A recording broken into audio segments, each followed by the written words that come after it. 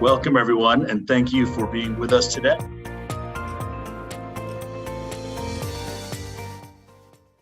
My name is Jeff Reed. I'm the founding director of the Georgetown University Entrepreneurship Initiative and a professor of the practice. And I am honored to be a part of the Empower Me program and to welcome you to today's webinar. At Empower Me, we are working to shape solutions to empower entrepreneurs, women, and the private sector. And we're building coalitions of public and private partnerships to drive regional economic integration, prosperity, and job creation. We're honored to be hosting the event today to discuss the importance of learning from mistakes and taking calculated risks. This event is the fourth and final webinar of the WIN Fellowship Workshops. WIN is our acronym for Women Innovators. This series is led in cooperation with Georgetown University's McDonough School of Business, thanks to the generous support of the U.S. Embassy Riyadh, PepsiCo, and UPS, and of course the Atlantic Council. The WIN Fellowship supports more than 30 Saudi women entrepreneurs to build leadership and executive capacity to scale their startups to new heights. Our esteemed speakers today will help us explore ways we can destigmatize failure and promote business risk through policies and culture. This is crucial to promote entrepreneurship more broadly, but it's especially important for women because data shows that women tend to be twice as cautious as men. Women are also held to higher standards than men, according to a lot of research. And women tend to be harder on themselves than men are. And this can prevent them from pushing themselves to try new opportunities and to succeed as entrepreneurs. Today, we'll help combat those issues with some amazing women role models and experts. Before I turn the floor over to them, let me introduce them to you all.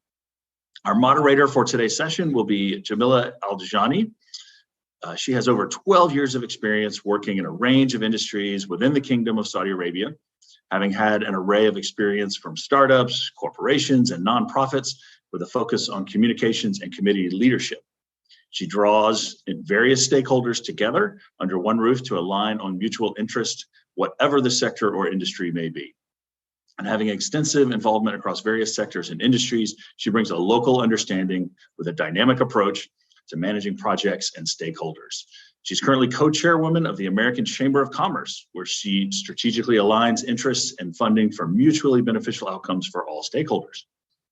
Our panelists include Dalal Al-Mutlaq is the co-founder and managing director of The Local Agency in Saudi Arabia, a brand communication agency built on the essence of simple and clean design. Al-Mutlaq is also the KSA partner for Iliad Partners, a venture capital firm investing in the Middle East and North Africa. She is the VC platform advisor for the Al-Mutlaq Group, where she co-manages the VC platform and focusing on early stage investments. And she also serves as a board member at Endeavor, Saudi Arabia. Helen Al-Uzazi has been supporting major brands, nonprofit organizations, and startups across the region as a mentor, board member, and advisor for over 20 years. She is the CEO of BizWorld in the Middle East, teaching kids entrepreneurship, and has been named leading entrepreneurship program in the region on multiple occasions. She's the founder of Future Entrepreneurs, a platform that aims to empower youth entrepreneurs in MENA, working with GEMS Education and the UAE's Ministry of Economy. Al-Uzazi has been named one of the UAE's 100 smartest people and one of the 50 most influential women in the Arab world. Kelly Blackaby is an HR professional with over 20 years generalist and global experience. She combines extensive background in senior human resource management and organizational development with on-the-job experience, applying a commercial approach to best practices across a wide range of industries, including retail, leisure, real estate and construction, public sector, and charity sector. She's the chair of the HR subcommittee and trustee for an international humanitarian aid charity. As one of the first women in her sector to work in Saudi Arabia, Kelly also specializes in female workforce development and supporting newly promoted female leaders who are in transition to new management roles.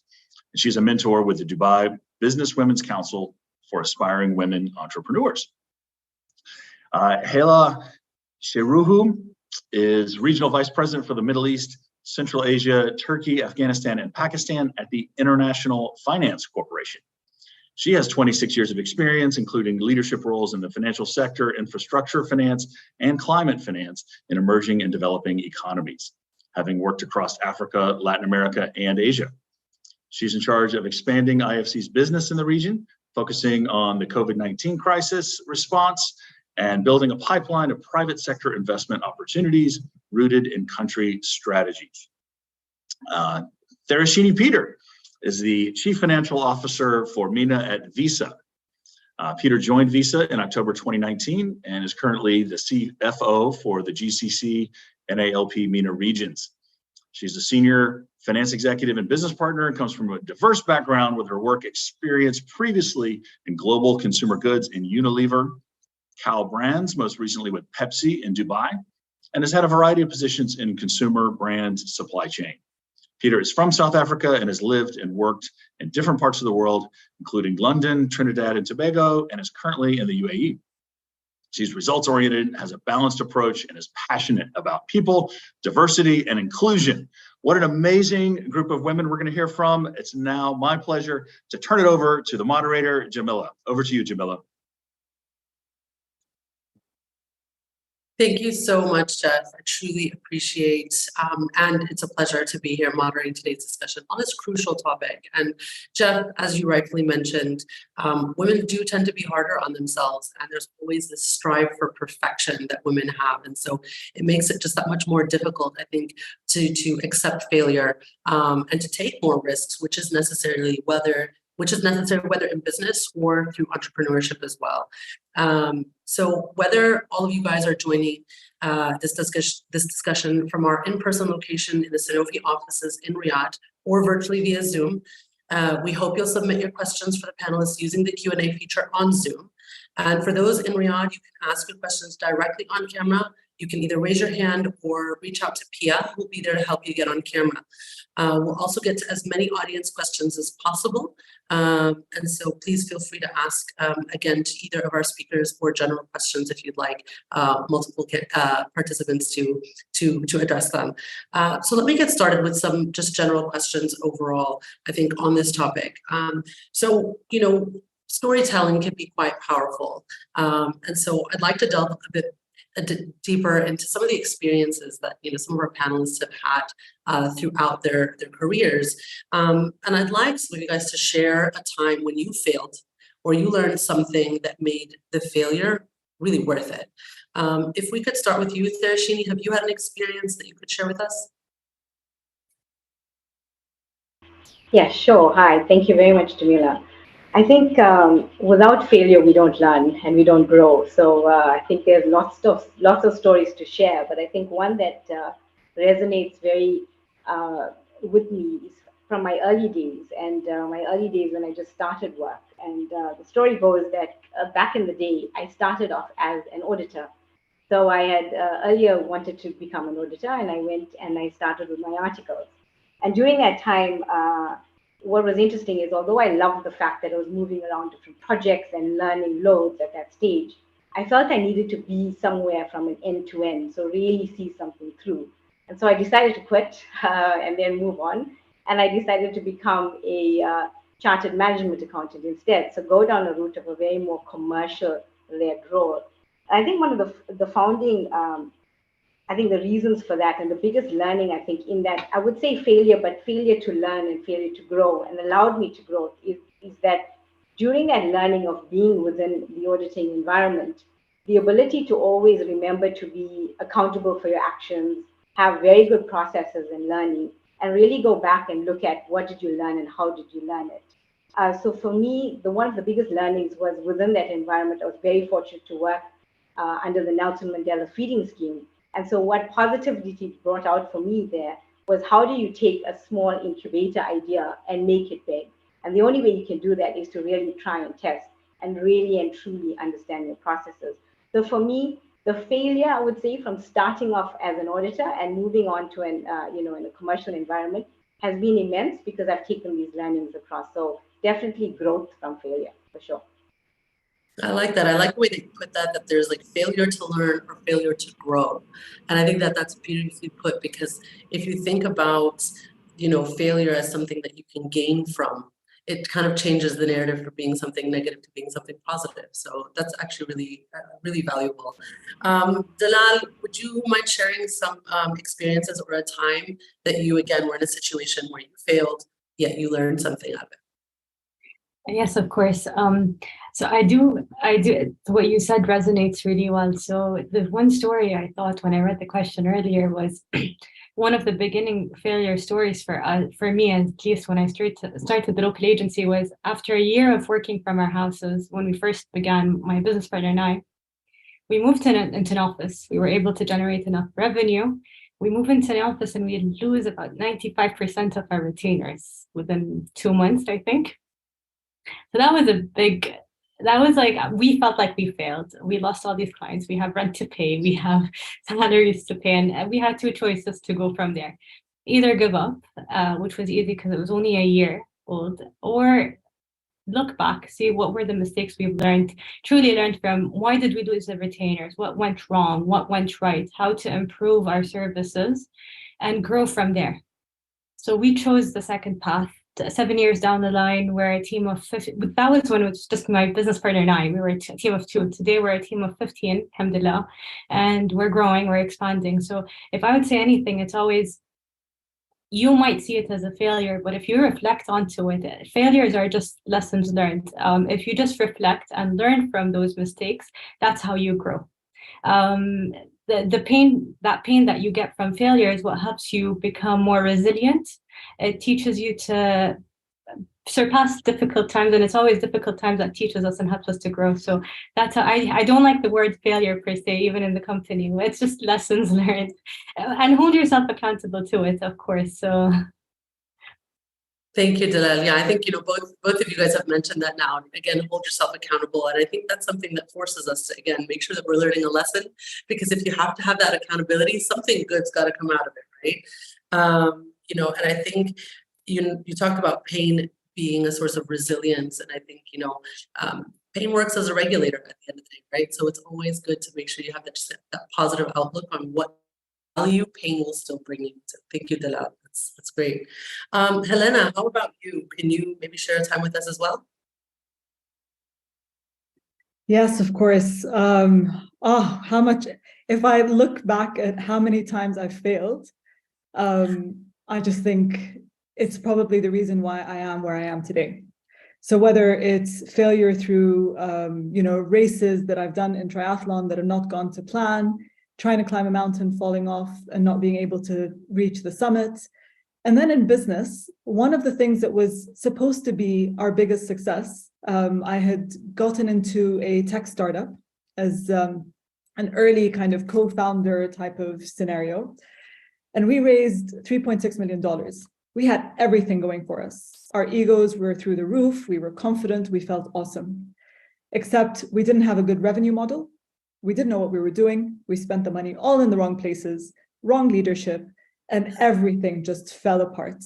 And I think that's one of the things that helped me build my current company in 2016 completely differently.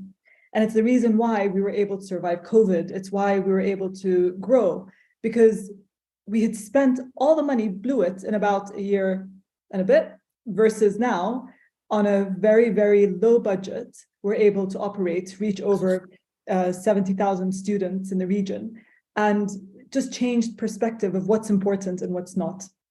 And the biggest learning from that was that sometimes what people see on the outside is very different from the reality of what's happening on the inside. And when you stop and reflect on what you really need to do, you can really be successful and you can really make a difference and you can learn from these mistakes. But also life happens. And I think the minute we recognize that life happens and things happen that are beyond our control, yes, absolutely accountability, but recognizing that life happens. And sometimes it might just be that life happened, but not necessarily a failure. So this is something that I think, once you failed as many times as I have, and many of us have, you start to realize that it's just all part of life and part of the process. The way you put that almost means like it's like something we should look forward to at this point, I think. Absolutely. And I honestly, I say that the biggest growth I've ever had was through all the failures that I've endured, lived through, enjoyed. Yeah, no, that's amazing. And I think, it really puts in perspective when you've mentioned how, when you have kind of that lump sum coming in, nice ego boost, and you think, all right, where do we spend it? But, that wisdom comes in after you've learned a couple of times where to really your expenditure counts most. And I think that that's a really critical lesson as well, right? To be able to evaluate, and experience will teach you that, right? And so with that, I'd actually like to lead into another question, which I'd like to turn over to Hela for a moment. Hela, how do you approach risk at work, per se?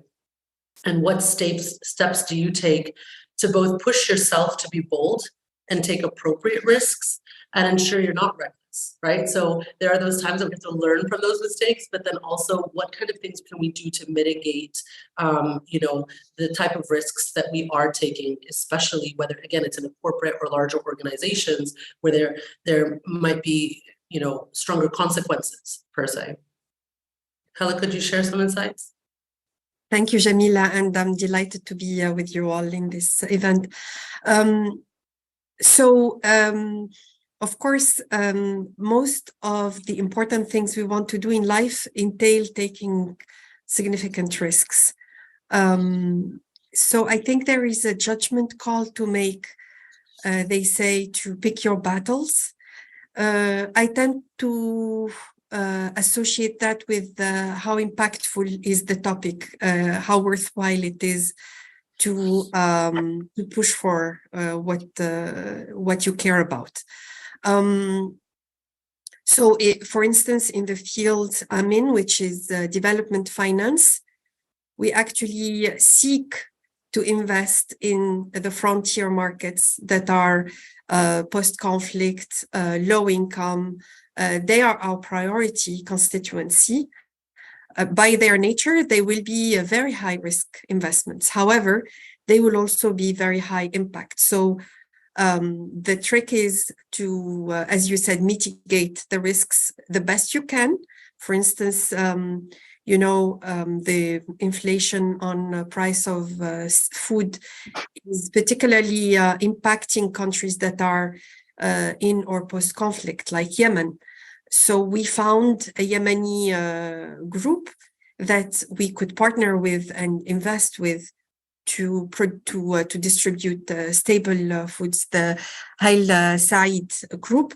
So, of course, that investment has a very high credit risk rating in the sense that it is very risky. However, we believe in the capacity of the partner, and we believe that even within an active conflict, the private sector of Yemen has shown its resiliency. So you don't take reckless risk as such, but you have to be willing to lose for the greater impact that you're hoping to achieve. And of course, it has to be relatively well structured to increase the chance of success, because with success comes impact. However, if it is a failure, like others today have said in an inspiring manner, we learn from those lessons that we learn. And generally speaking, you will all acknowledge and identify with the fact that we do all see in the way we are raised that society will tend to accept failure more easily from a male executive than from a woman executive. So this is something to factor in and still continue and take these calculated risks, because that's where lie the positive impact that we want to do in the world. Thank you. Definitely. Well, you put it as high risk, high impact, especially in the work that you do. And even that resonates with high risk, high reward, right? And I think it's interesting how you mentioned, like, when you guys were sourcing more local suppliers, the power of leaning on partnerships, alliances, and collaborators to also be support mechanisms in this regard. So thank you, Hela, for that. Thereshini, how about yourself, and how do you approach risk when it comes to work? I think it's an interesting one because it totally resonates with what's been said by Hella. Is in an environment of a large multinationals, on any multinationals as well, trying to take risk or taking risk is very important part of development and growing for the company itself. So I think within these large corporations, I think you try to instill as much as driving that ability to take risk, and you have to develop a culture of taking risk as well. I think the biggest part, dependent on again how big the risk is or how small the risk is, I think the environment is different in how you tackle that. So if there's a large risk and high reward, the level of assessment goes very deep. I think the big part in a large organization is that there's shared responsibilities in certain areas, but also there's deep accountability in that as well, to make sure that people are accountable for their actions, to make sure that we grow and learn from that. I think the other big one is that in the large organizations, the other big possibility you have and the ability you have is the ability to consult with other people. So I know that, even in the entrepreneurship world, consulting with SMEs helps to take risk and helps to take risk better, right? So you feel more confident in that risk and you'll be able to assess the risk better. So having these mentorships, etc., is so important, both from a large or a small organization in doing that. And then, of course, I would say finally, it's about mitigation of those potential risks that you see, right? So really thoughtfully going through and assessing those large and small risks and understanding which ones you pay more attention to, and constantly make sure you're looking at it and revising it and learning from that to take it forward and not giving up at that stage as well. So yeah, I think it's a great topic because I think the only way you can actually move forward is through failure and then moving forward, for sure. Yeah, thank you, Destigmatizing. That was really valuable. And I like, I don't know if you caught it, that I kind of smiled when you had mentioned, taking advantage of mentorship, because I think that's also a huge value in having mentors and sponsors throughout your career and within your organizations, that those are the people you can lean on to, as you mentioned, to consult when in those situations, because you're right, the higher the risk, then, you have to, the higher the accountability, right? But then if you at least distribute those responsibilities and make sure that you're taking longer time to assess that, I think that goes a long way. So thank you so much. It's really valuable. Helena, also, would you like to share on this component? It was interesting how you mentioned, that experience of how you had, made all these decisions on your spending. But now, again, from a different perspective, having that experience, how you can mitigate going into such a situation. Absolutely. One of the things that I always say, and I say this to my children as well, what's the worst that can happen? I say this to the children, like my children, the students that we work with. I say to my peers, whenever you have something that you're unsure of or you are taking a risk, just ask what's the worst that can happen and keep asking that question until you get to the core of the risk that you're taking. And sometimes the worst that can happen isn't really that bad. And that's when you understand, that's when you can kind of make that decision without being too afraid. One of the key entrepreneurial mindset characteristics is risk taking. And I think without being a risk taker, you really can't be an entrepreneur. You can be someone that has a side hustle, and that's a wonderful thing. But really, entrepreneurship is about risk taking, because every single day, from the minute you say that I'm going to quit a corporate job, or I'm going to put my money and invest it, I'm going to take money from people and do something with it, these are all risks that you're taking. And I think one of the key things I would always say to people is, what's the worst that can happen? You try something once. If it works, fantastic. If it doesn't work, just call it a day and move on. And this is where that's where the growth happens.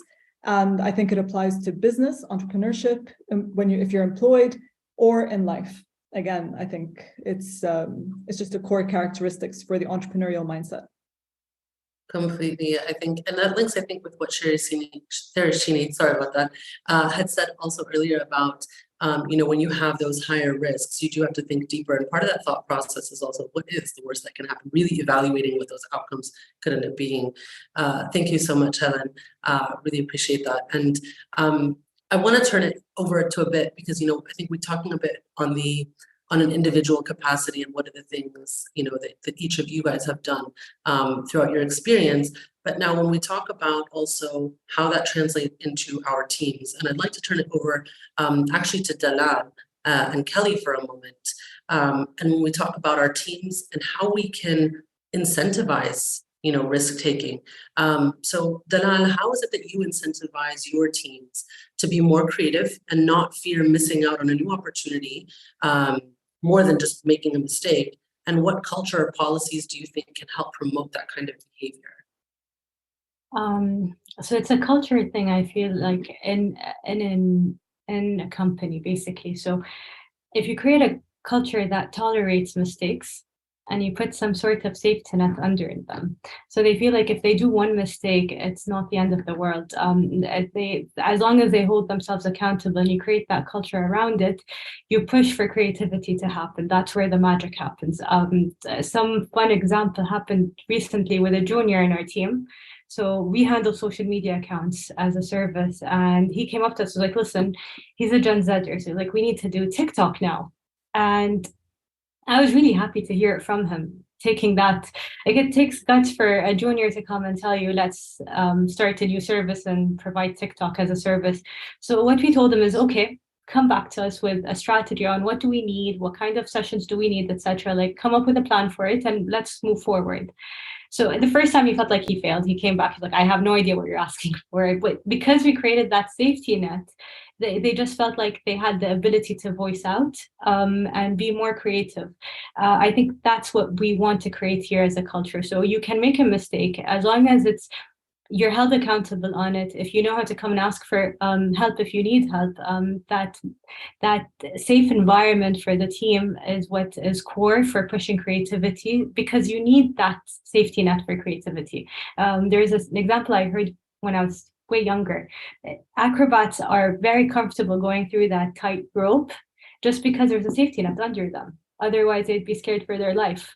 So that's why I like calling it a safety net for team members.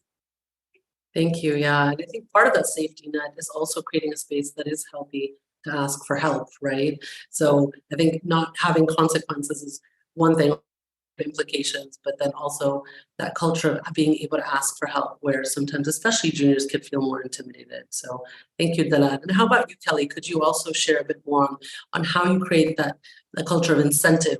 What kind of policies could be put in place, again, that can help promote that behavior of taking risks? Yeah, absolutely. Thanks, Jamila. So yeah, your team is particularly important in driving your business forward and for really achieving that success that you're striving to achieve. So, I mean, for myself, I believe that there are 4 key focus areas for someone to focus on in terms of kind of managing their teams. So I think rewarding innovation with responsibility. So, if your team is coming up with new ideas and they're being creative and you're providing that environment for them to really be able to do that, I think that is the time to give them the responsibility to execute it themselves as much as possible so that they can own that and drive that forward. I think freedom is really important in that respect as well, because micromanaging, that's proven to really stifle kind of creative thinking and suppresses innovation. So if you can give somebody that freedom to really drive that forward, I think you can only benefit from that success. So flexibility, obviously, in this post-COVID world, being able to give your team flexibility in their roles, I think you signal to your team that the number one priority is achieving great results, kind of not really worrying too much if somebody is a couple of minutes late for work. So I think it's giving the control to your team so that they can determine the finer details of their roles. It's really a great way to inspire innovation and make them feel really valued in your team. And also about your reward policies as well. So I think it's important to reward effort as much as results. You've probably got some really good team members there, some kind of middle team members who are really trying to succeed, and perhaps the results aren't as visible as some of the others. But I think you continue to reward those people as much as those that are really getting those visible results, because I think the ones that are really striving to make an effort might be the ones that succeed with their innovation next time, and you don't want to discourage them from trying. So I think in terms of focusing on that team, it really is about sort of freedom to be creative. So looking at your leadership styles within your organization as well, and encouraging that. Your flexibility. So again, flexibility around your policies, making an environment for somebody where they really perform at their best. So whether that's working from home, whether that's working from the office or a hybrid, and your reward policy. So making sure that people are really motivated to keep trying. Thank you, Kelly. I really like the way you also put, rewarding innovation with responsibility. I think that that's something that, is really beautifully put, because we talk a lot about accountability as well, which can sometimes be a little more intimidating, right? In the sense that it's like, oh, you're going to be held accountable. But the reality is, especially as teams grow and evolve, they want more responsibility, and that's essentially the biggest compliment you can build. And so by actually creating responsibility as a reward, I think that can go a long way. And I think it's not something it's a bit different in the way of thinking when we think of that being an actual reward concept, but I think that's a unique outlook and something that's very valuable. So thank you, Kelly. With that, I want to delve a bit deeper into entrepreneurship a bit more specifically. And, Helen talked about the importance of having entrepreneurship or having risk-taking capability to be an entrepreneur, that it's essential. And so I'd like to get a couple more insights. And Kelly, I'd like to stick with you for a moment here and ask, what steps do you think can help encourage more women to be entrepreneurial specifically, whether through starting a company or even through taking other kinds of work-related risks, but kind of with an entrepreneurial mindset. So could you share some thoughts on that, Kelly? Yes, absolutely. So I'll share some of my feedback. So I offer some mentoring through various networks for female entrepreneurs who are either creating their business or they're kind of transitioning into a bit of business growth. So it's interesting to kind of hear back from them as to what really inspires them and what really encourages them to move forward with their ambitions and their plans. So really what would be really great is for the encouragement from organizations or from networks to really support women in terms of being able to make their dreams a reality, in terms of creating their own business, and give them a voice as well. So I think a lot of women do suffer from imposter syndrome, and it's really hard sometimes to really believe in yourself.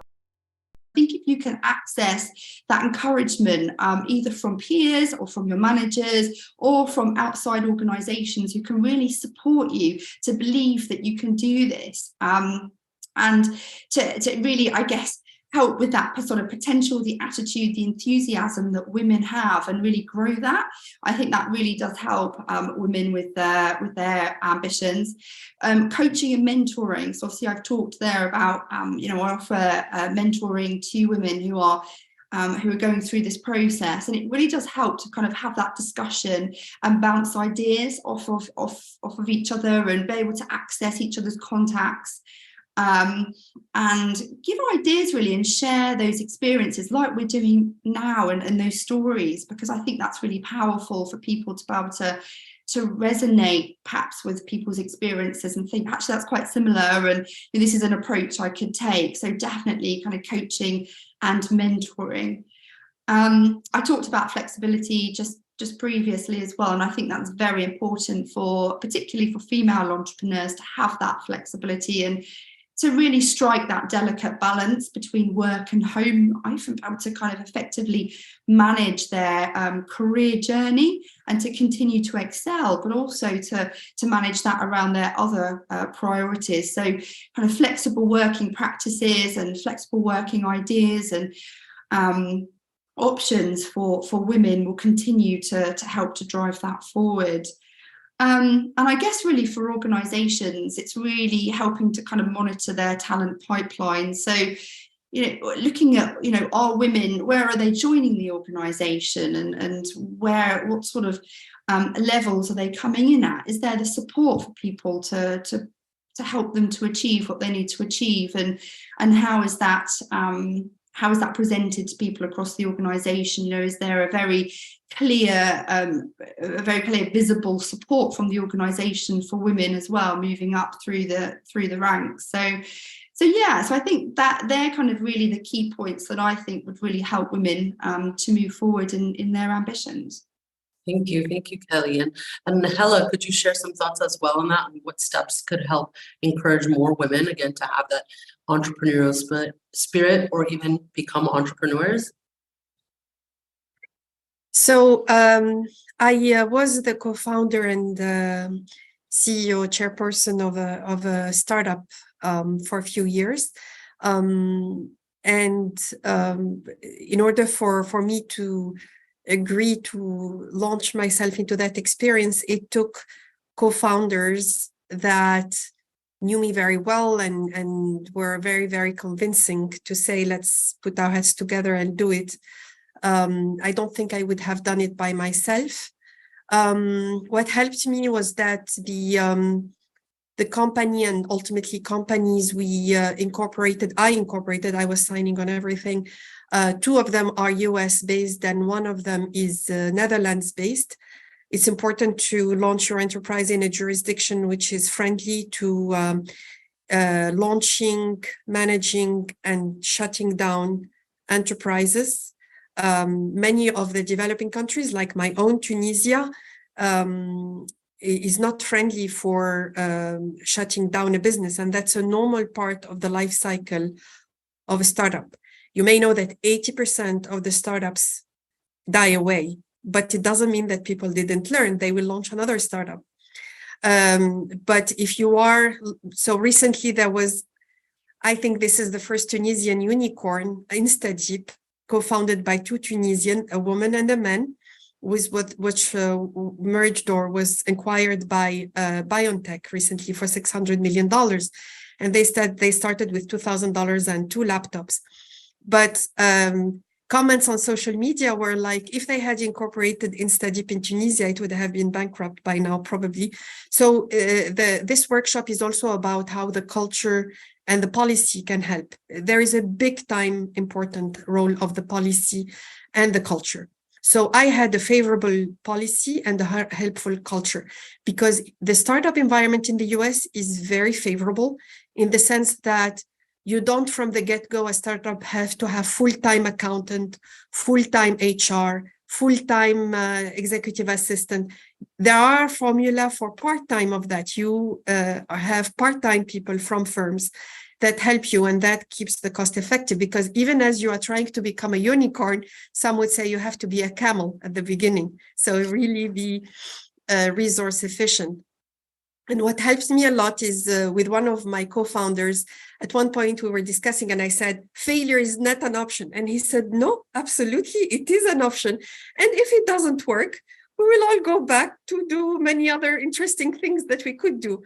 So, and then when seeking partners, whether clients for our products or investors for our equity or lenders for our financing solutions, to be ready to knock on 10 doors, 100 doors, and a few will actually come through. But even those who, we agree that's not the right time to partner, the concept of cultivating those relationships and see how we can be helpful to them. So I think those are some of the learnings I had about entrepreneurship.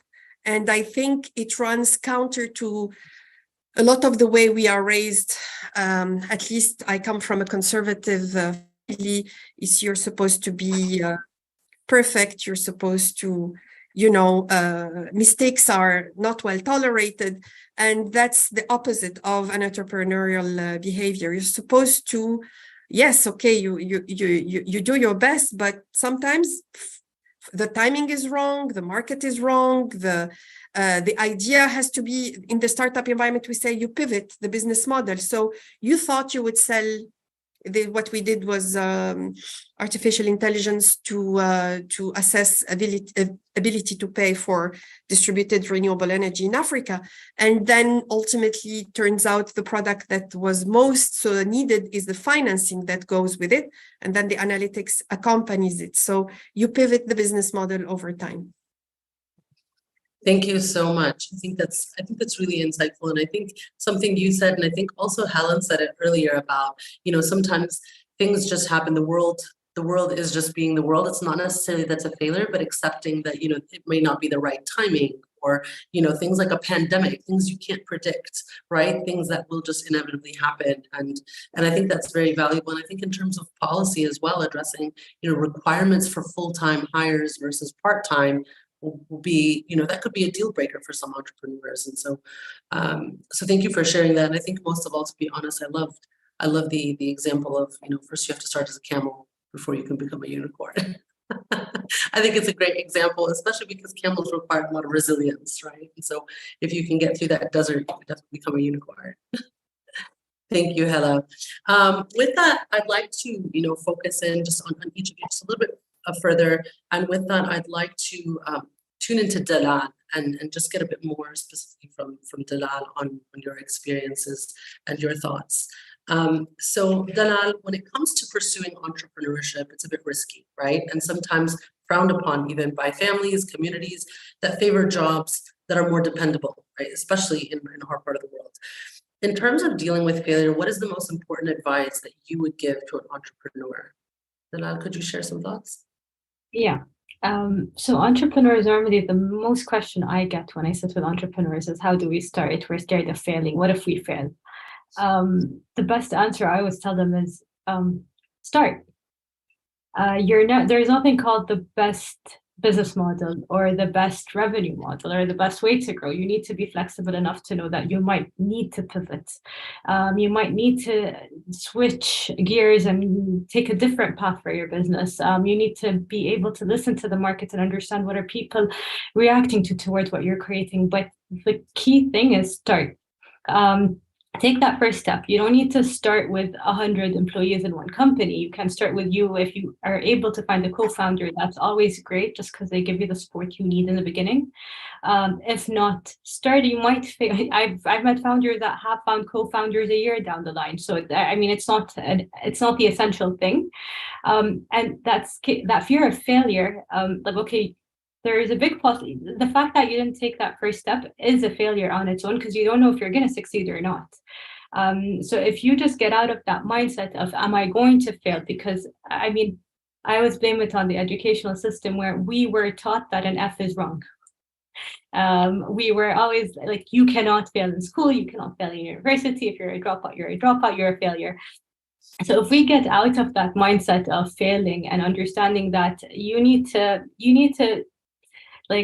actually roll up your sleeves, get your hands dirty, actually put in the work you need to put in. It's not easy starting a business at the end of the day, but then there's fun in it too. And there's a lot of reward if you succeed. And if you don't, then it's not the end of the world. You can always go back to working for someone or starting a new venture based off the lessons you've learned. So again, what is it that you're really scared of?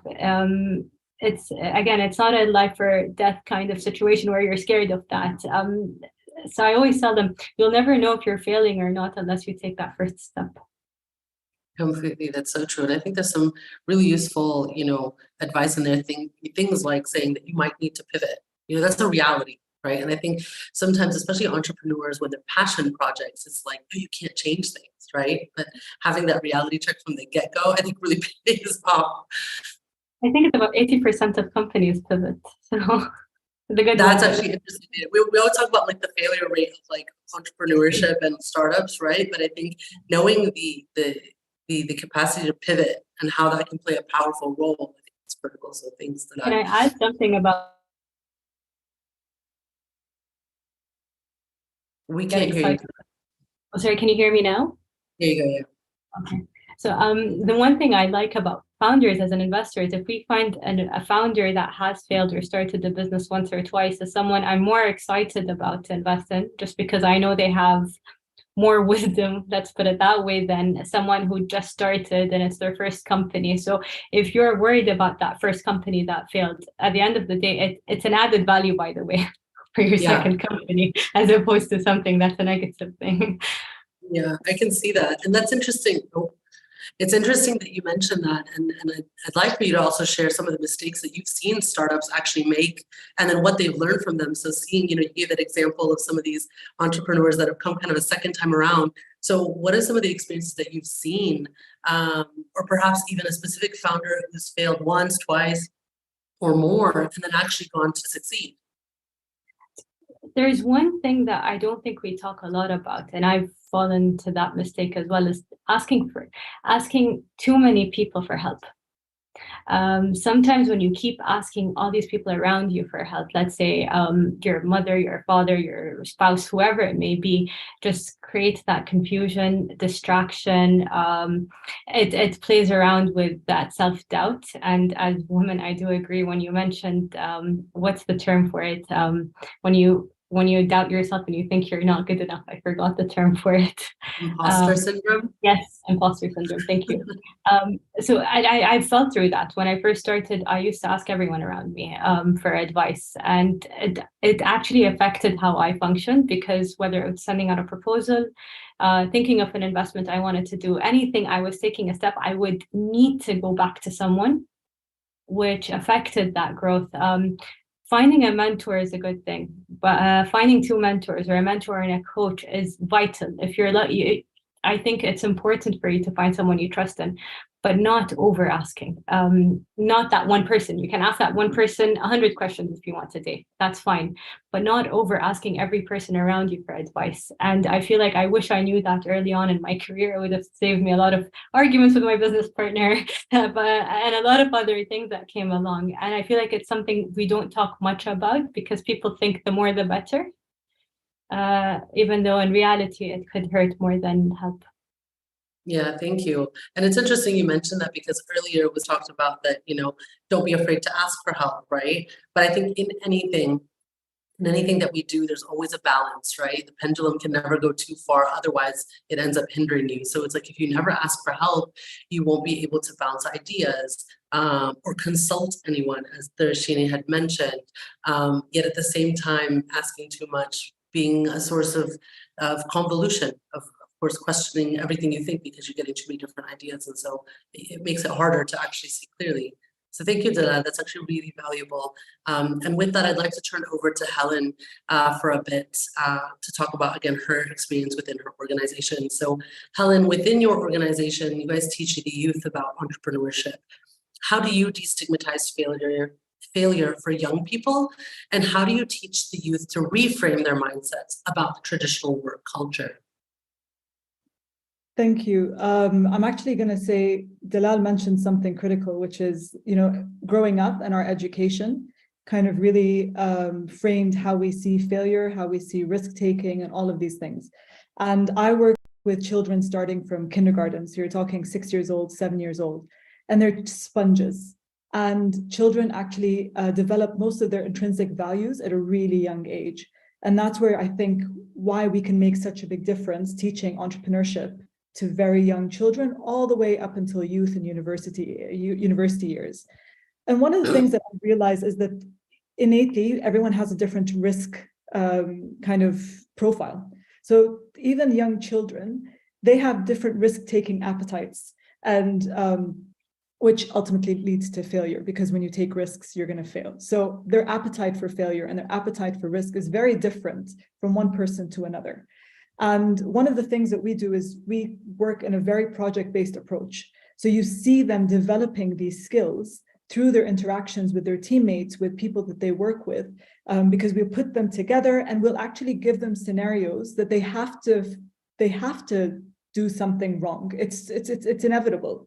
So, I mean, if you look at the biggest kind of entrepreneurial characteristics, it's grit, innovation, being innovative, resilience, risk, and creativity. These are some of the core entrepreneurial skills. And all of them, if you do follow through on them, you will eventually at some point experience failure or take a risk.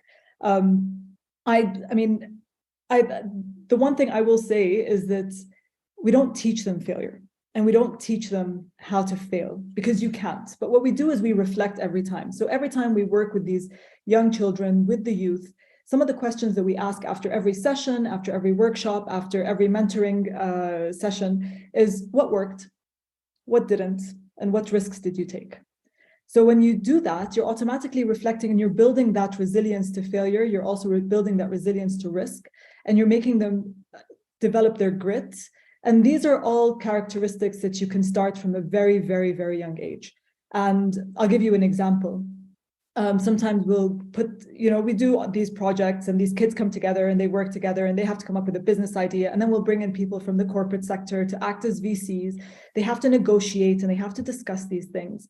But then we'll tell the VC that they have to ask for 50% of the company.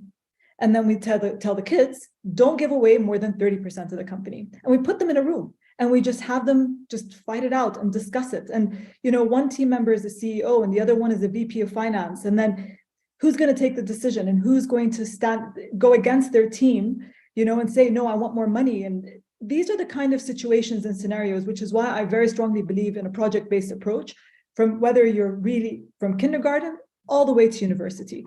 The more you have a project-based learning approach, the more likely you are to develop these skills without it being labeled as failure and risk-taking, because it's all about experience, and you only get experience by doing.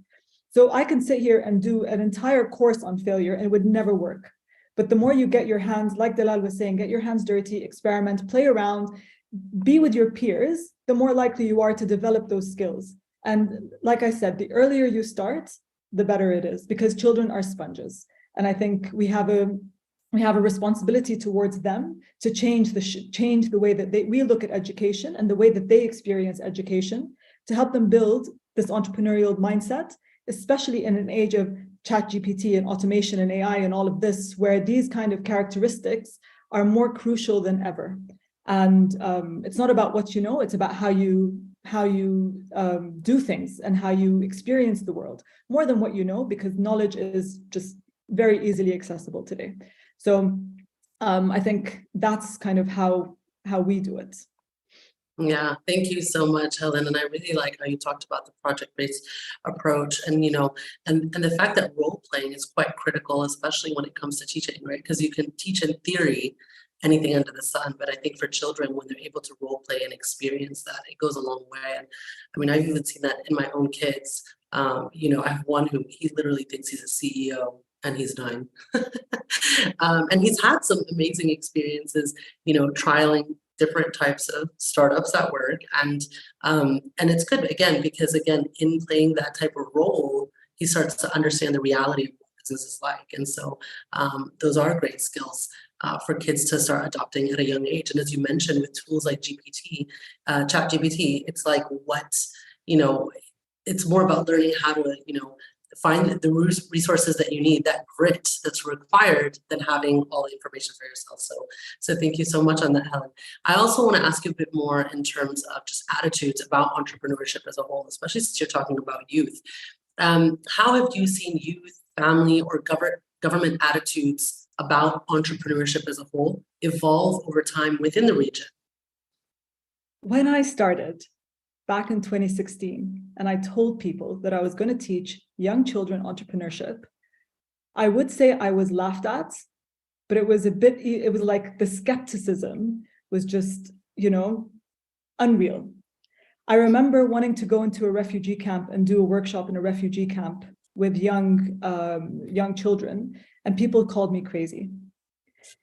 Fast forward today, I think at least once a week, I get an email or a survey, whether it's from the Ministry of Education or from the educational authorities or organizations, talking about the impact and the importance of the entrepreneurial mindset and building entrepreneurs. And not everyone's going to be an entrepreneur. So definitely that's not the case I'm trying to build. It's the entrepreneurial mindset and entrepreneurial spirit.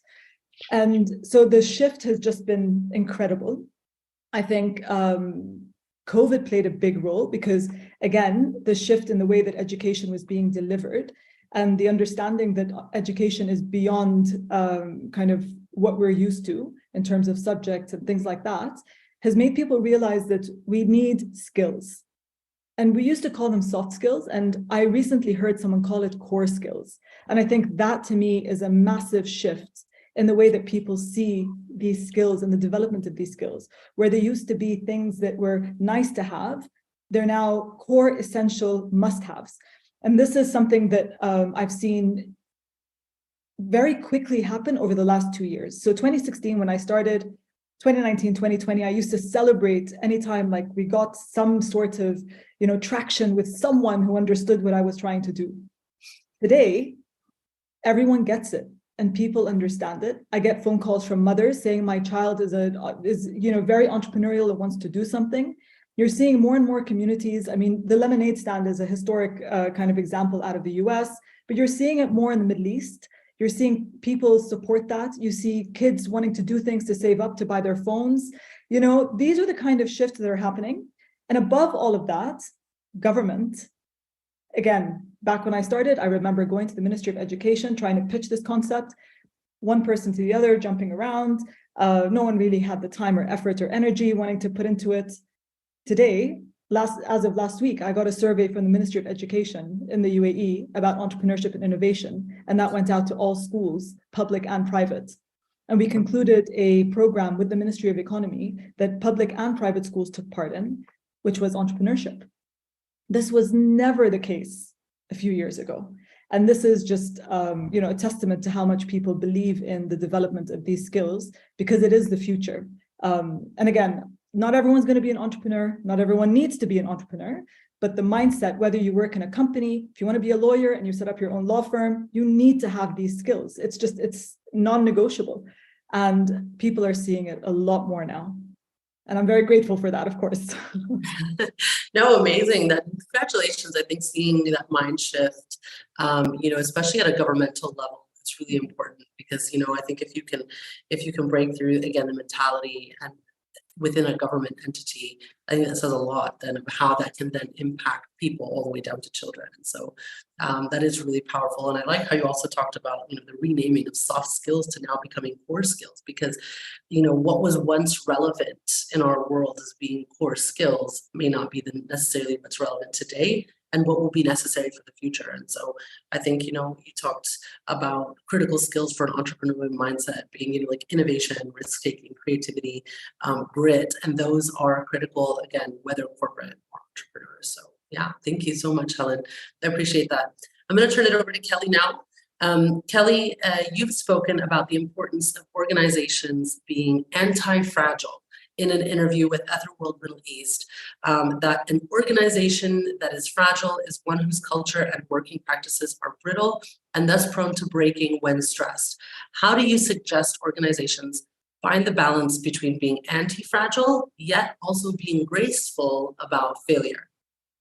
Yeah, absolutely. So it's I think particularly for entrepreneurs, it's quite an interesting thought process. So, I mean, when we talk about anti-fragile, what exactly do we mean? So I guess in summary, it's the capacity to, I guess, improve under stress, something that happens to your organization, instead of being weakened by it. So really, it's a notion, I think, that's been around for a while, but just not in a business context. But it's something now that's becoming more kind of widely talked about within a business context. And really, COVID-19 has kind of kicked this off. So I guess really, if we think about the world is ever changing, there's increasing complexity and uncertainty. So that does lead to increasing company fragility. So we need to think about, okay, so if we are, in an organization or we're running our own business, how do we make sure that we're not going to crumble under that stress when it happens? And it's not really just COVID-19. I mean, Brexit is a good example, even climate change. So, some of those some of the extreme weather examples that we've seen across the world that can really destroy businesses, just like that. So the mudslides, landslides, the floods that happened. So what the kind of concept of anti-fragility is to think about, how do you not just be resilient or robust under that stress, but actually how do you kind of grow and flex with that stress? And why is it a concern? And really, it's a concern because, organizations that can't adapt to that are going to be then usurped by organizations that can. And there were many organizations that failed during COVID because they literally couldn't flex. And a lot of them were the big kind of bureaucratic organizations. So as an entrepreneur, in some ways, it's easier to adapt to this stress. I guess really, how do you do it? And it's talking about, preparing for emergency. So being prepared, having flexible policies and procedures in place that help you to adapt. And I guess if we use a restaurant, for example, in COVID, the restaurants that were able to flip very quickly into takeaways, and close their organizations, but then provide takeaways, were able to maintain their businesses.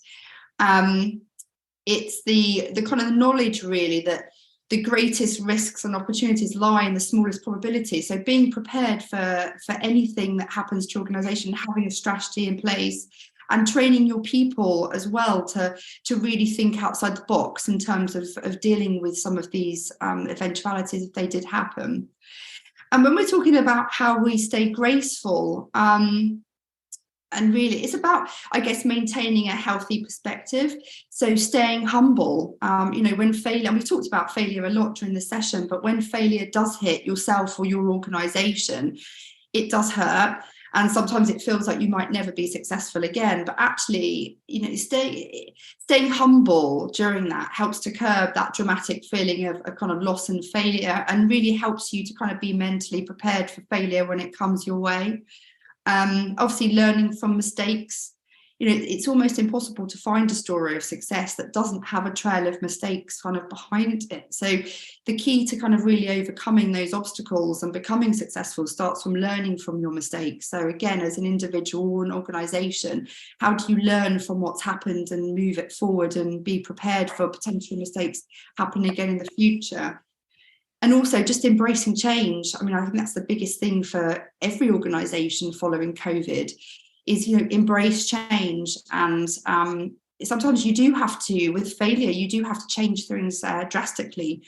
So I think when you embrace change after failure, you are encouraging a healthy mental growth and development focus for, again, as yourself or as an individual or for yourself with your organization. So yeah, I guess it's really learning how to use that impact to your benefit.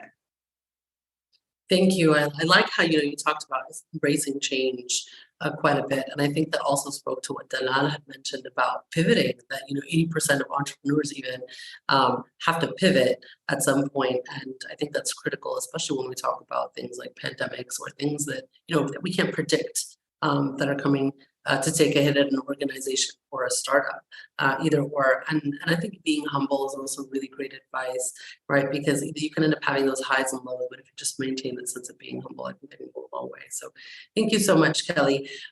With that, I'm also going to turn over to Hela now. Hela, you were previously the CEO of Nithyo, which is an artificial intelligence-driven platform for clean energy investment. During your time leading that company, what lessons did you learn about the importance of taking risks? So I had started to explain some of this in my previous response. I can say that basically you really need to be willing to test new ideas, to try new business models, new partnerships, and be prepared for it not to be the exact fit and to pivot away from it. So we basically within Nithyo we contemplated partnerships in different formats, whether through the fundraising. That it's something we didn't discuss much during this panel, but you would have this cycle of seed round, venture, growth equity, etc. All the various types of equity you would raise. And one of the interesting things was we were always not only interested in the money that an equity provider would bring, but is there a good alignment between their thinking and our thinking about the business potential? Is there a value add they can bring to the business model, either because they can suggest to us, introduce us to potential clients, to potential additional equity providers, to potential debt funders for the lending facility we were implementing as part of the solution.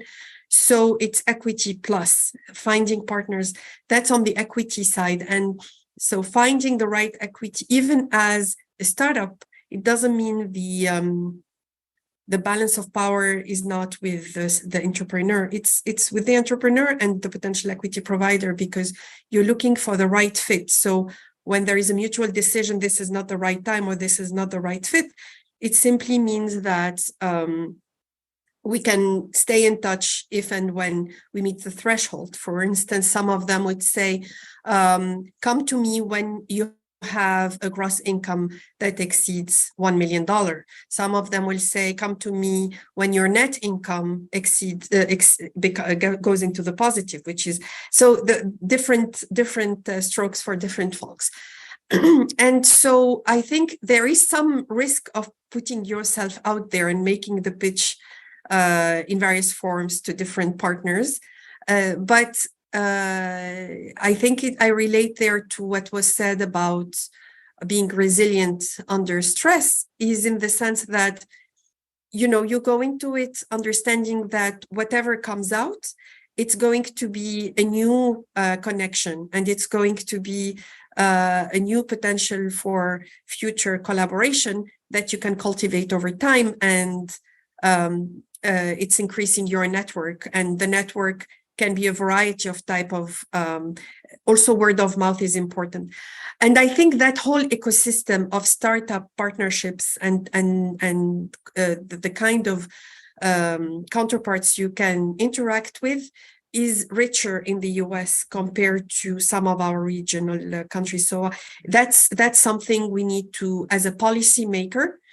And I had a chance to be a policymaker before, so that's why I keep coming back to that. I used to be a minister in my country for energy, mining, and renewables. So as a policymaker, role is very important, because unless you have an enabling environment for this type of risk equity, you will continue to have a thinking of investors that they are looking for tangible assets, collateral, traditional kind of finance that is not suitable for startup and entrepreneurship and environment. So that's a whole other discussion, but that's another way of thinking about risk taking, that the savings in our countries tend to be super conservative. You put your money in the real estate, you put your money in the blue chip stock, but what about the whole entrepreneurship ecosystem? And that thinking of risking your money in early stage equity is relatively scarcer in our region of the world, MENA,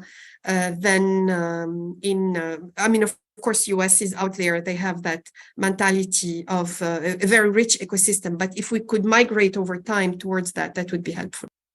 That is really valuable. And is there, I mean, you said, you know, you had that experience in policy making as well. Do you think that there are any particular policies that you feel may be most beneficial in supporting that ecosystem where, you know, it's not just looking even just at equity, but even how it's as an ecosystem as a whole for synergies and alignment and you know, mutually beneficial interests, which add a significant amount of value? So there are so many things the policymaker can do. And there are a number of things the policymaker should not be doing.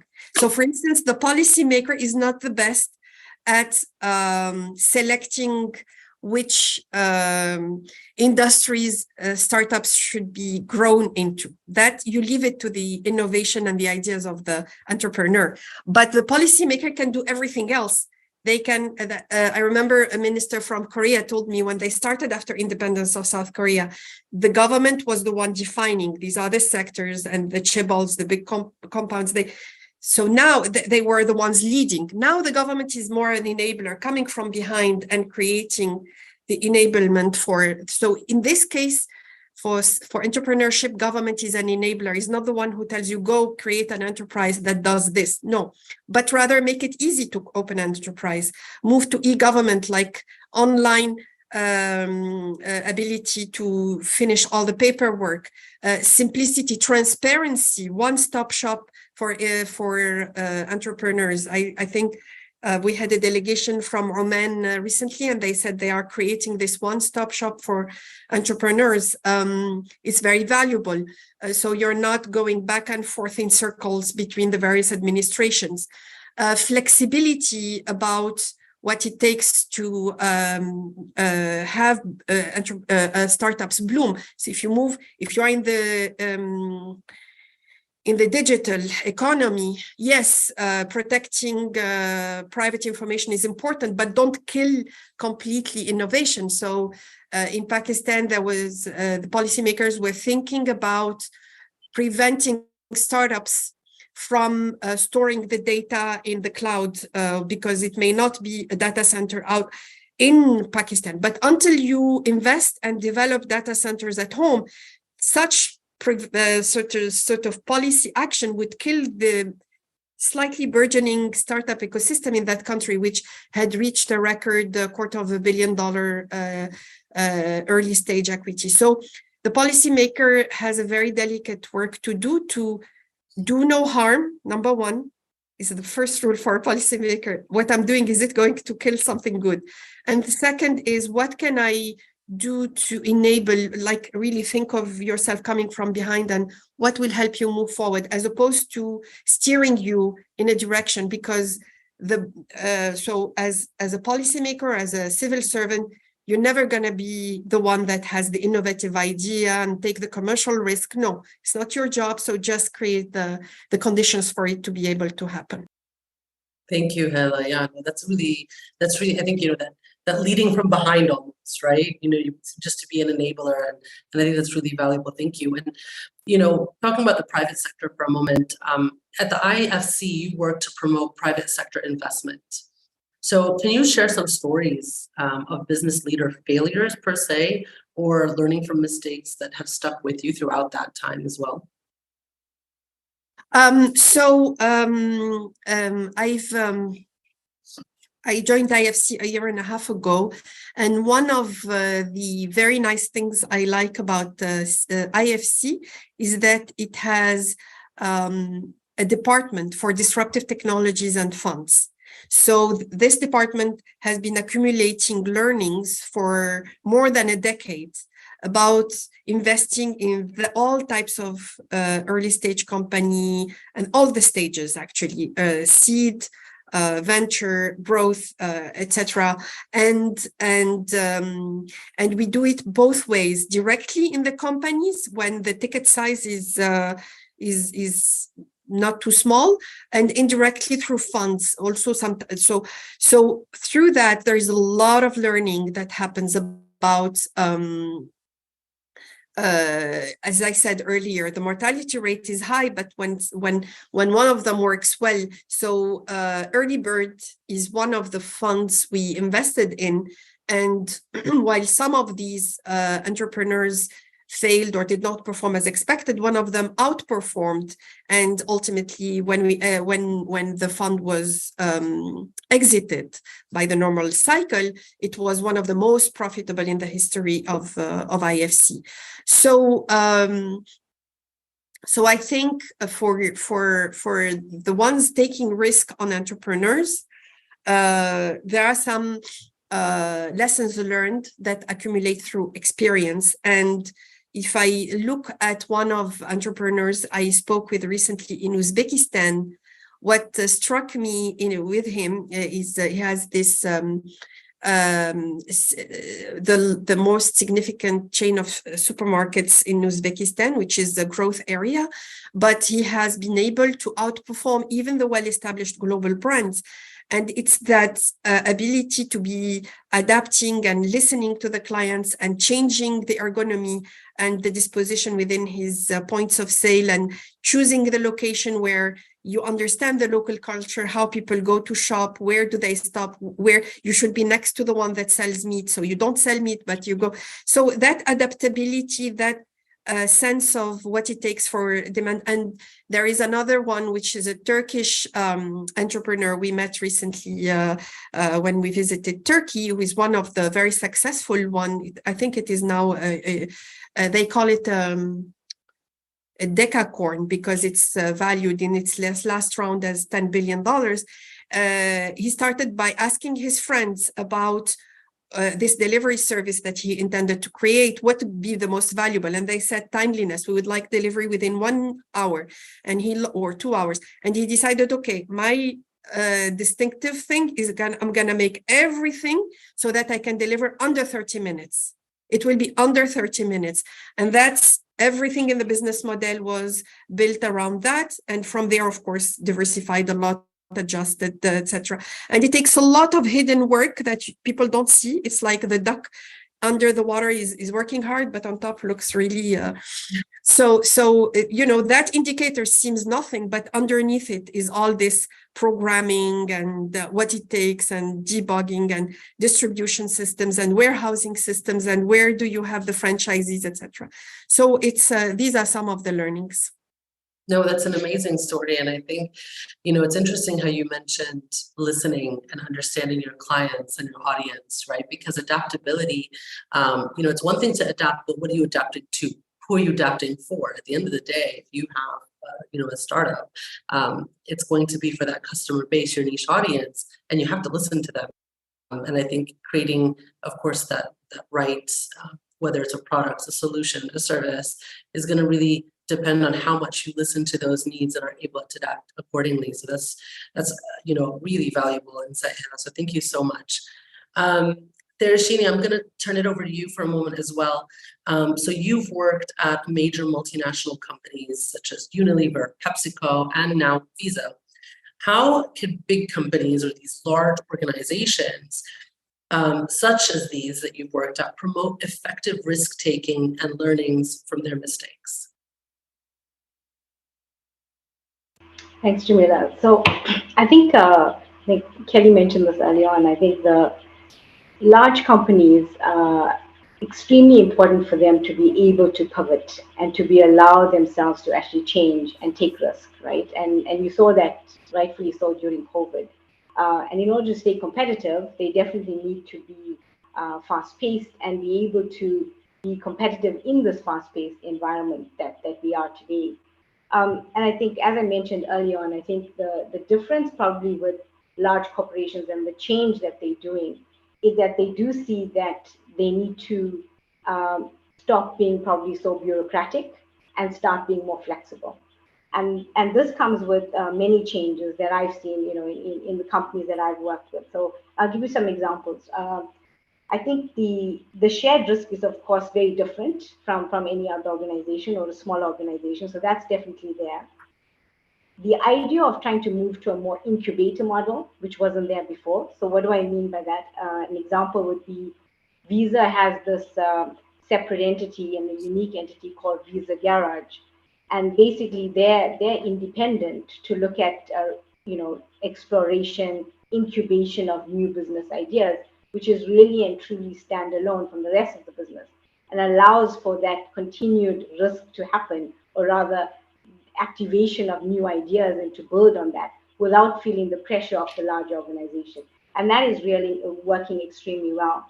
Another example I would give you from my days at Pepsi and being in supply chain finance, it's the ability to make sure that during your business plan, you're understanding that how much should I actually go and invest in a plant, or how much should I invest in machinery to make sure that I supply the needs. And being able to actually then have pilot plants, right, where you start off small, but the ability to still grow on that and still allow yourself to be able to flex your model to take on more, to make sure that you actually have this need in the market, in the need state. So I think that is very important that happens there. I think the other part that's changing a lot is in large organizations, as Hella had said as well, the large organizations work very on the top, but really miss out on the localization of when you have businesses in market. So how, again, do you change your thought processes to make sure that something that's global becomes local? And how do you do that? And an example, again, would be things like looking at ideas on Pepsi, looking at individual flavors. What's the taste of the region? And therefore providing those flavors. So you get a different Lay's flavor, etc. That allows you to take a global brand such as Lay's, but provide it with a local flavor. And I think the other thing would be, in Visa, what's done really well as well is how do we invest in these fintechs? So where do you see these incubator, happening? Where do you see these incubator ideas happening? And how do you invest quickly to allow you to actually drive that? And again, Visa has a separate standalone vertical that just looks at fintechs to allow us to move into that space as well. So I think the need for adapting quickly from these large organizations is crucial. That allows for failure within that because you're taking risk. You have to now take risk in order to grow. And I think without that risk, you will not grow. I think one thing that's done really well as well that I've seen is not just talking about the wins, but talk about the losses. So it encourages that thinking, and we do that a lot, in our model because of course there's a lot of different floating ideas that comes out, lots of different business cases that we look at. And sometimes when we don't win it and we've lost it, it's not just talking about the wins on that, but really understanding, well, why did we lose? What has happened there? How has it changed? So we use those learnings into the new. So I think the large organizations are definitely changing in order to move themselves from being a more risk-averse environment for sure. Thank you, Destigmatizing. And I like the way, you touched on even Hela's point about, looking at those local partners, which also turns into that listening, because you, again, have to understand your local markets. And then, of course, you mitigate risk by then understanding more of what they want, then by localizing, again, either your supply chain or your resources. And then, of course, again, that's a form of mitigation. And so I think also talking about wins and losses. People like to hear success stories, right? But those stories of really overcoming those failures, overcoming losses can also go a long way in inspiring people. So thank you so much for sharing those comments, Destigmatizing. Very valuable. And just across the board, thank you to all of our speakers today, Dalal, Helen, Kelly, Hela, Destigmatizing, all of you, such valuable insights. And I think from your stories to, again, the practices that you guys abide by within your organizations, we've learned a lot in terms of, again, what it could look like for us if we were in those shoes, and what is it that we can do within our organizations that can support and encourage, again, taking more risks, accepting failures, falling fast and learning, or falling hard, learning fast, and then just making a quicker recovery. So thank you all. We are going to open up the floor for some Q&A for a couple minutes here. So again, feel free that is on Zoom to drop any comments within the chat box, any questions you may have. And if there's anyone in the room that would like to ask a question, feel free to either unmute or reach out to Pia.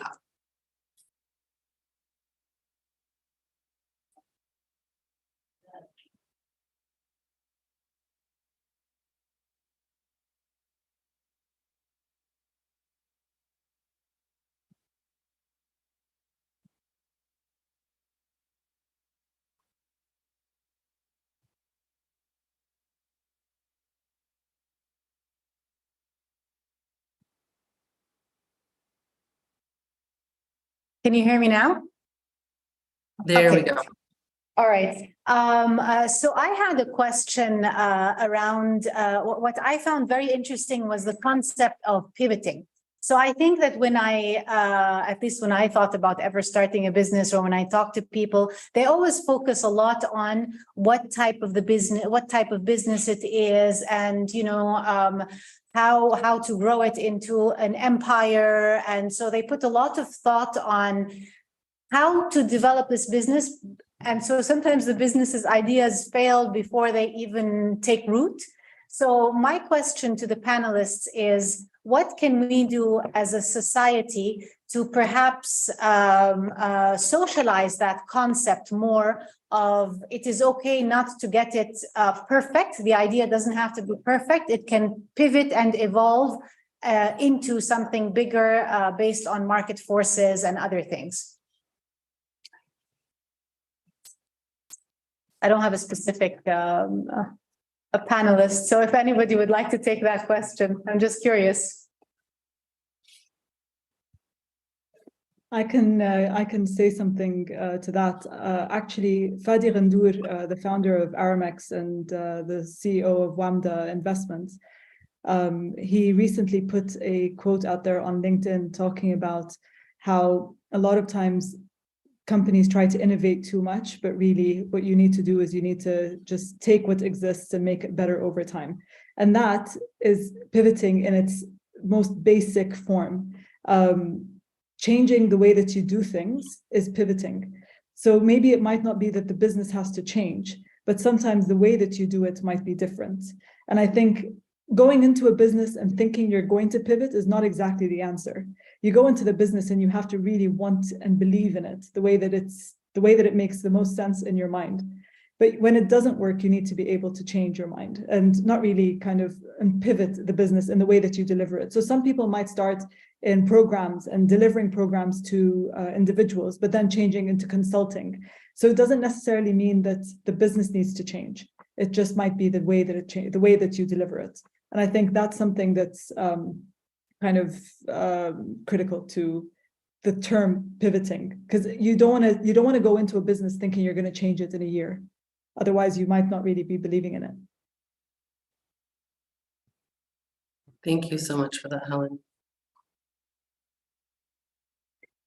I would want to just quickly react to say that's where the entrepreneur has to be very mindful about who to invite in the governance structure. If you invite equity from an investor that is more used to traditional approach of a business plan that will be with quarterly update with very little deviation from the initial business plan, then you're going to be stuck. It's important that you invite in equity that is used to this type of flexibility of adjusting.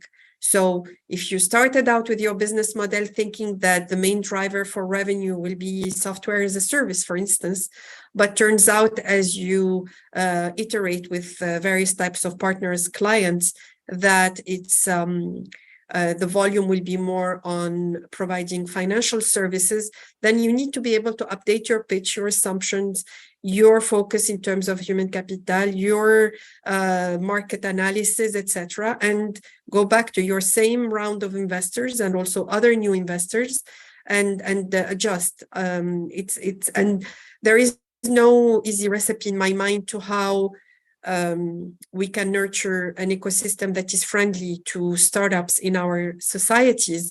And because, as I said earlier, many savings holders in MENA region are much more conservative in their approach to investing. So what you need is attract the diaspora maybe that worked in the Silicon Valley and other places and then came back home, or attract them back home so they can dedicate themselves to nurturing a startup ecosystem. Can I add one more thing to what Hala was saying? You have lots of investors today. If you're thinking of something like Saudi or UAE, you have a lot of investors. There is one thing when I mentor companies I like to say is always pick smart cash versus just cash for the sake of raising. The seed investors and angel investors today have become abundant, at least in this part of the world. There's a lot of cash in the market. Finding the right investor that believes in you and the vision you have is what you should look for. Finding an investor that will enable you in XYZ that you need is what you need. You don't want someone to come into the business with you and shift it or pivot it their way. Because at the end of the day, it's your vision that's going to go and move forward. I do believe with Helen when she said, yes, you don't go in thinking you want to pivot from day one. You really need to believe in the concept. But again, if you need to pivot, the investors you have, if they believe in you as a founder, and seed investors normally are betting on you as a founder versus the concept itself. So if they're betting on you, then you need to have them on board, help you pivot and utilize them. And that's why we call it smart cash and not just cash today. And you're lucky that we're living in this environment today, in this part of the world. Thank you, Dalal, and thank you really also, Hala, for your comments in this. I like it. Smart cash, right? It's when there's plenty, make sure it's a smart card. So thank you so much. And again, to Dalal, Helen, Kelly, Hala, Shini, thank you so much for your time. We are out of time, so we're going to wrap it up for today. And again, we appreciate these valuable insights, and we hope that people have found some value and potentially inspired as well to take more risks and learn from their failures so that they can then utilize that to fuel them into further success. So thank you all for being with us today. Have a lovely evening. Bye.